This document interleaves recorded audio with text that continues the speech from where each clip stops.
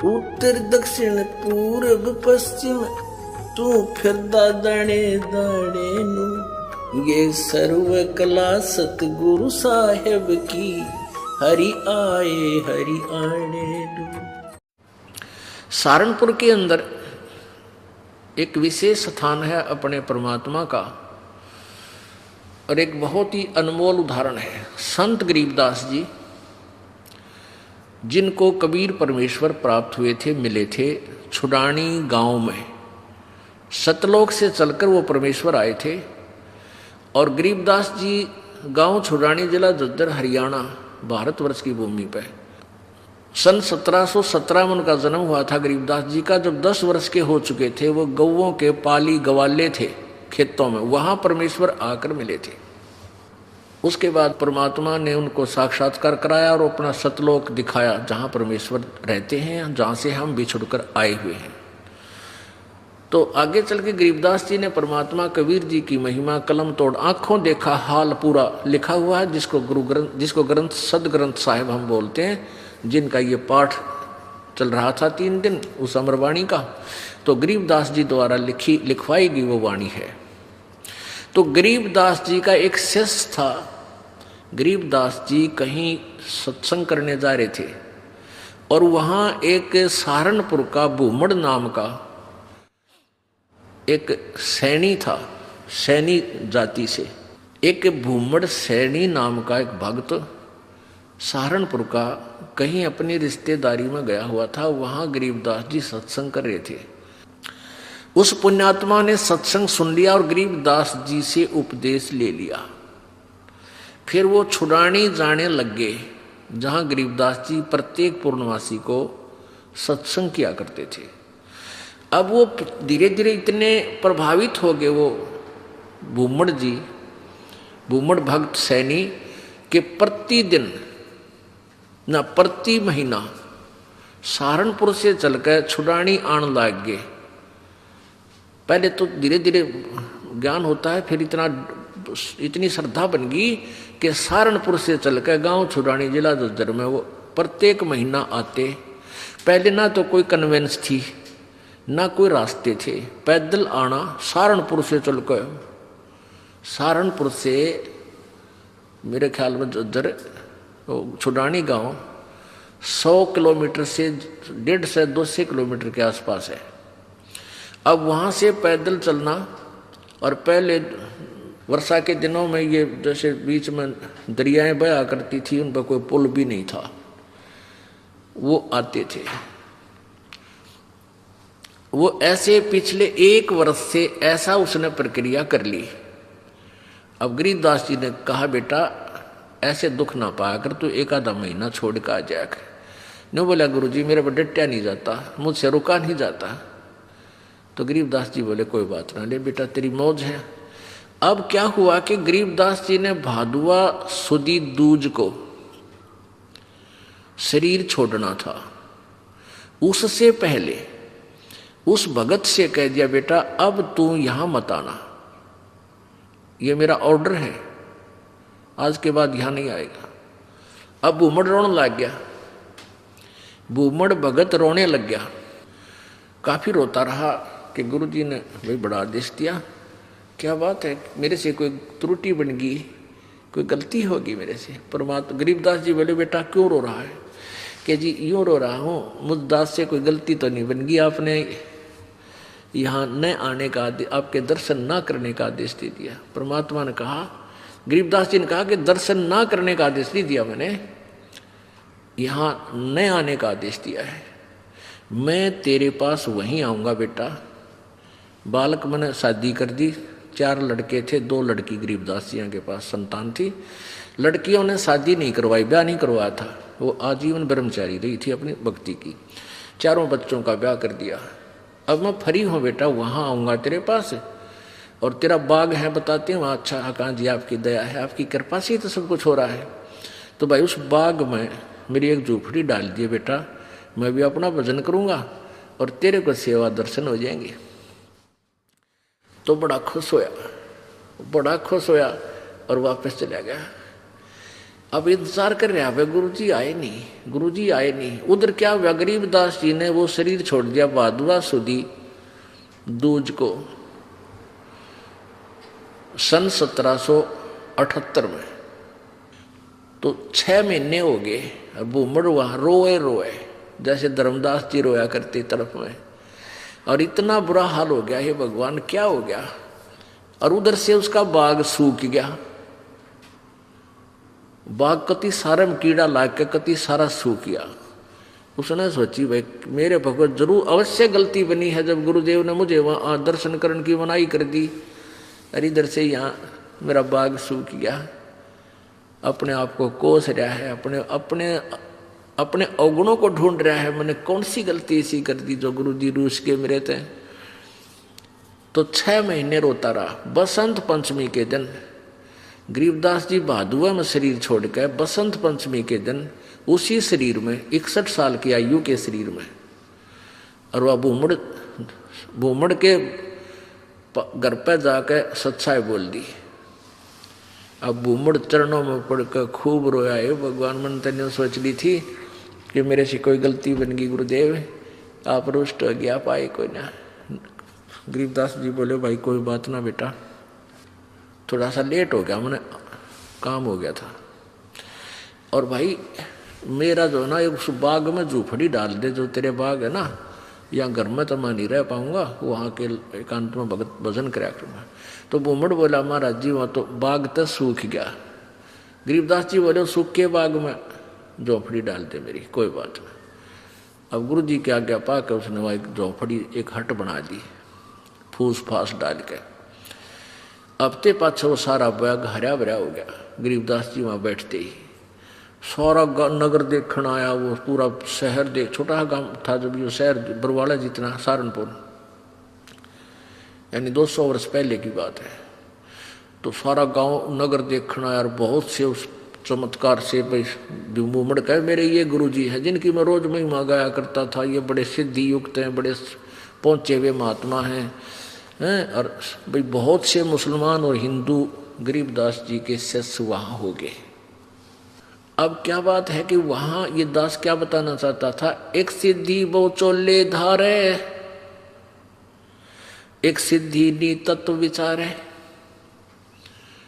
वहाँ एक लाल दास नाम का सिद्ध पुरुष था,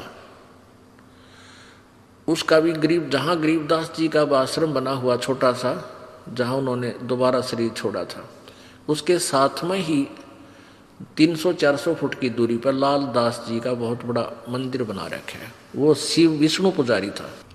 अब क्या हुआ कि वहाँ 35 वर्ष तक गरीबदास जी उसी रूप में रहे। हिंदू और मुसलमान दोनों ही गरीबदास जी के शिष्य बने, क्योंकि ये ज्ञान ही एकता उपजाने का है, उनका ऐसा ज्ञान है कबीर जी का। तो वहाँ शहर सहारनपुर शहर के अंदर एक आश्रम बना हुआ है, भूमड़ का पूरा घर था, वो उसका संतान नहीं थी। परमात्मा ने उसका कल्याण करना था, इसलिए उसको झंझट में फंसाया नहीं, तो उसने सारा ही अपना घर भी आश्रम के रूप में बना दिया था। आज भी वहाँ विद्यमान है। गरीबदास जी की परंपरा का एक आधा कोई भक्त वहाँ रह रहा है, ये दास देख के आया था। तो वहाँ 35 वर्ष की आयु के बाद शरीर छोड़ दिया, तो वहाँ उस बाग के अंदर ही उस शव को अंतिम संस्कार वहाँ दफना रखा है वो शरीर। तो अब क्या हुआ, जब शरीर छोड़ दिया गरीबदास जी ने, यानी शरीर त्याग दिया वहाँ पे, तो वहाँ काफी भक्त शिष्य हो गए थे। तो उन्होंने सोचा भी छुड़ानी वाले जो इनके वंशज हैं, गरीबदास जी के बच्चे हैं, संतान है, उनसे पता करके आओ कि महाराज जी के शरीर को यहाँ लावा या वहीं अंतिम संस्कार कर दे। 2 घोड़ों पर 2 व्यक्ति सहारनपुर से चले, छुड़ानी आए। तो उनसे कहा कि भाई ऐसे ऐसे गुरुजी ने शरीर त्याग दिया है, महाराज गरीबदास जी ने, यानी आपके दादा ने, दादा ने, पिताजी ने, जैसे भी उनके नेक थे, तो सहारनपुर में, और आप बताओ क्या करना है उनको, यहाँ कहो तो यहाँ लाएं कोई बैलगाड़ी में डाल के। और या ये कहो कि वही अंतिम संस्कार कर दे तो वो आप साथ चलो हमारे, उनका अंतिम संस्कार कर देते हैं।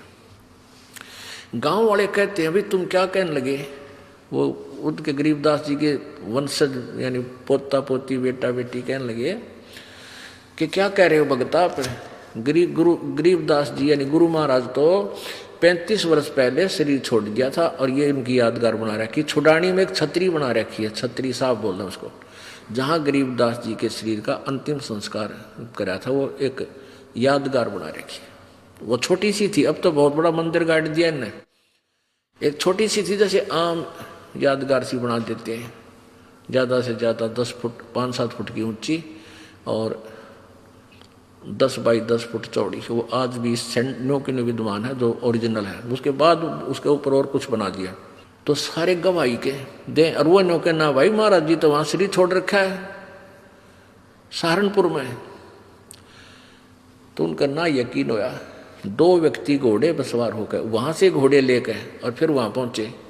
वहां जाकर देखा ज्यों कहते शरीर, और वही गरीबदास जी वहां शरीर छोड़ रखे। तो छुड़ानी वाले बोले भाई इनकी लीला तो अपरंपार है, यही अंतिम संस्कार कर दो, वहां तो पहले हो चुका है। तो वो वही अंतिम संस्कार यानी नीचे एज इट इज शरीर दफना दिया, ऊपर यादगार बना रखी। ये दास वहां गया सन 1998 में, तो वहां देखा यही बिल्कुल क्लियर देखने के लिए सच्चाई है या कैसा है, बिल्कुल सच्चाई पाई। और वहां विराजमान एक लेडी संत थी, उसने बताई कि जी ऐसे ऐसे सारी कहानी सत्य है। उनके समय का वहाँ एक पलंग भी है जिस पर गरीबदास जी विश्राम किया करते थे। वहाँ ग्रंथ साहब भी यही लिखा हुआ था, हस्तलिखित उनके पास विद्वान है। फिर वो देखा जा करके वो बाग में जहाँ उनका अंतिम संस्कार किया था, तो वो यादगार जो बना रखी थी वो लगभग 150 वर्ष पुरानी होकर के जीर्ण शीर्ण सी भरी थी। तो हमने उनसे कहा कि आपकी आज्ञा हो तो हम इसको दोबारा रिकंस्ट्रक्ट कर दें, न तो पड़ेगी को गिर के किसी चोट लगेगी, को दर्शक होगा। तो वो कहने लगे जी ऐसे कर दो। फिर हमने क्या किया कि नीचे का पोर्शन नहीं छेड़ा, वो पुरानी छोटी छोटी ईंटों से बना हुआ था, उसके ऊपर की दोबारा से बढ़िया ईंटों से और एक अच्छा गुम्बद सा बना के वो तैयार किया। और उसके ऊपर पूरा एक बोर्ड लगा रखा है, पूरी कहानी लिखी हुई हमने कि ऐसे ऐसे ये हुआ था। अब कहने का भाव ये है दास का कि उन्हीं के साथ में एक लाल दास जी थे। तो उनके बारे में क्या प्रसिद्ध था कि वो अपने भक्तों के निकलता था तो मांगने जाता था आहार। एक कहता था मेरे पास हमारे घर भी आए थे लालदास जी, एक दूसरे शहर में कहता था यहाँ भी लालदास जी आए थे। तो वो एक सिद्धि बहुचोलेधार है, उसके पास एक हल्दी की गांठ थी या हल्दी की एक ही गांठ थी, यानी एक सिद्धि थी, उसने महात्मा पा के गया। लालदास जी के क्या करते, उसने अपना नियम बना रखा था। वो सिद्धि से यानी वहां जाता था, गंगा पर स्नान करके आता था प्रतिदिन। सुबह उठता और गंगा पर स्नान करने जाता था और शाम को वो वापस आ जाता था। अब सुबह 4 बजे चलता, शाम ने आता, ऐसे उसने अपना मनमुखी नियम बना रखा था। एक बार वो बीमार हो गया तो चिंतित हुआ। गरीबदास जी उनके पास जाते थे, उन्हें ज्ञान भी समझाते थे, पर वो अनाड़ी कति नहीं माना था। वो इतना बीमार हो गया कि उसको चिंता होगी कि भाई मैं अब स्नान नहीं कर सकूंगा गंगा में। तो गरीबदास जी उसको चिंतित देखकर कहने लगे भाई चिंता ना करे, सवेरे गंगा यहीं आ जाएगी तेरे आसपास ही। अब उसने चिंता होगी कि भाई कैसे आवेगी। गरीबदास जी ने वहां जाकर खड़ा हो गया कि आजा लालदास। जहां लालदास जी का वो आश्रम है उससे 100 फुट की दूरी पर वो अब भी गंगा बह रही है, छोटी सी नाला सा है, उसको गंगा जैसा ही जल है उसमें। तो गरीबदास जी ने ऐसे इशारा कर दिया, थोड़ी सी दूरी से नीचे से अपने आप एक झरना सा फूटा और पानी बहने लग गया। अब लालदास जी सोचने लगे कि भाई क्या पता ये वही गंगा है या दूसरी। वो नहा तो लिया उस दिन, क्यों उसका तो बना ले, फिर उसको चिंता होगी, उसको चिंता होगी कि गरीबदास ने मुझे बहका दिया हो और नहाने के लिए अपनी सिद्धि तो यहीं से कुछ जल निकाल दिया हो। एक उसका चेला था लालदास जी का, वो गंगा पर स्नान करके आया था उस दिन, और उसकी धोती रह गई उधर, एक लोटा उस गंगा में बह गया, उस ओरिजिनल गंगा में, हरिद्वार में। तो वो वहां आया, वो कहने लगा, गरीबदास जी बैठे, लालदास जी बैठे थे। लालदास बोला, रहा कई दिन में आया, अगली गंगा नहान गया था। अच्छा भाई, और ठीक? हाँ ठीक हूँ जी। और कहने लगा, जी एक लोटा भी रह गया मेरा, गंगा में बह गया, और एक धोती बह गई वहीं पर, तेज धारा थी। गरीबदास जी बोले, भाई यहाँ तेरी धोती और लोटा इस गंगा में पड़े हैं, यहाँ ये वही गंगा है जो वहां तू नहा का है। अब लालदास जी ने सोचा, भाई जय इसके धोती लोटा यहाँ पा गए तब सचमुच यह वाह गंगा है। दोनों तीनों उठ कर गए, वो धोती लोटा वहीं, वह लोटा धोती और पड़ोस होकर वहीं पड़े, उन पैर साथ में गांठ कर, वैसे कच्चा ही गांठ था। वो लोटा उठाया, उस पर नाम था उस भगत का, नाम खुदवा रखा था उसने। ने बोला, महाराज जी तो सचमुच वाह गंगा में तो वहाँ हरिद्वार नहा था और वहाँ खूब गुम हुए थे, ये पाए यहाँ पर। तब उस लालदास का पेटा भरा, इतना उसकी मृत्यु का निकट आ गया। मालिक की वाणी उसने संभाली कोई ना। तो पुण्यात्माओं, इस तरह हम कहाँ विचलित थे। और संत सब कूप है, केते सरिता नीरी, दादू अगम अपारे है, ये दरिया सत्य कबीरी। ईश्वरीय शक्ति से युक्त बहुत से संत आपको मिलेंगे। अब जैसे कुछ तो कुआ टाइप समझ लो, कुआ कितना इतना ही काम कर सके, आपके पीने का काम चला दे, पानी का, पीने का नथिंग, और फिर इसके उससे ज्यादा नहीं। और एक जरीता नीर, और संत सब कूप हैं, केते जरीता नीर, दादू अगम अपार है, ये दरिया सत्य कबीर। और दूसरे जरीता नीर, जरीता माने झरने से निकला हुआ छोटा मोटा नाला। और कबीर परमात्मा को दरिया समझो कि दरिया में नदी से कितना इतना पानी प्रयोग, जल प्रयोग करो, चाहे नहर भी निकाल लो और पशु भी नहा धो लो, उसमें सिंचाई भी कर लो, तो भी जल अंत नहीं होता। यानी पूर्ण समर्थ है कबीर जी। और भी संत छोटी मोटी सिद्धियों से ईश्वरीय शक्ति युक्त नजर आते हैं, लेकिन वो काम चलाऊ सरकार होते हैं।